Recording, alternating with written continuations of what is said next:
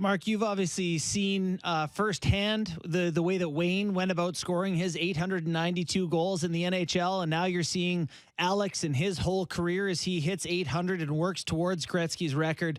What are your thoughts on the differences? There's obviously clear differences in the way they've gone about it, but what do you think about their playing styles and just how different they've gone about achieving their big totals? Well, Chelly said it best on the telecast the other night is that the thing that I think strikes everybody about Alex is that he scored 800 goals, and when he scores, he still gets as excited as he did in the first goal. He has a passion to play the game. He has a passion to score goals. He's driven to score goals, and I don't think I've ever played with a more driven person to be successful than Wayne. In practice, he was ultra competitive. He worked hard in practice, on the ice early, off the ice late. If he got one goal early, it was trouble because, my dad used to say once he got the bit in his mouth, there was no stopping him. And Wayne made you play 60 minutes. He was going to try to score no matter what the score was.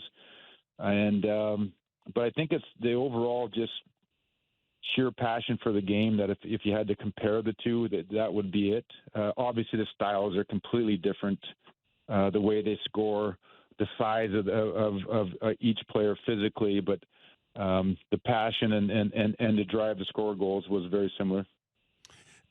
Mark, when we also look at when Sid and Ovi came in the league together in 2004, 2005, and this is not to diminish Ovi in any shape or way, but it almost seems like every other year they were creating new rules to open up the game and to give these guys an opportunity to shine.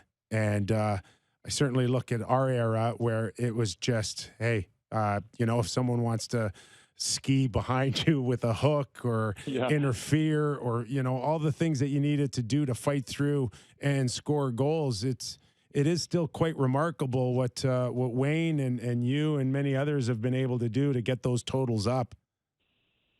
Yeah, you're right. I think, the game does evolve. It does change. And I think for the better. I think we got into a place, not long ago, maybe 2000, late 90s, 2000s, where the game might have became a little bit too stale. Not enough offense, too much, of the hooking, holding. It didn't display or showcase the incredible speed and skill that the players have. And I think, if you look at it just pure from an entertainment standpoint, hockey is the most, in my opinion anyway, is the most entertaining live action sport there is, with the speed, the body contact, the skill of, skating 25, 30 miles an hour, balancing on razor edges and stick handling. And, as you see McDavid and the young players and the skill that they play with. So I think from that standpoint, there have been some rule changes, but I think the rule changes have only made the game better in some ways. I do miss some of the, or I do get frustrated at time with some of the calls that we all look at and, and say that would never be a penalty, 20 years ago. But it's not 20 years today. The rules are in there for a reason. And I think, it doesn't matter, when you played, when Gordie Howe played, or Rocket Richard, or Wayne Gretzky, or Mary Lemieux, or, now Sid and Ovi, to put the kind of numbers and statistics that they've put up, they've earned. That doesn't come easy, and it's just been amazing if you just look at those two players when they came in the league, what they've meant for the league, how lucky both organizations, franchises are to get two generational players, franchise players that can, change the trajectory of those franchises, and how lucky they've been. My hat's off to them.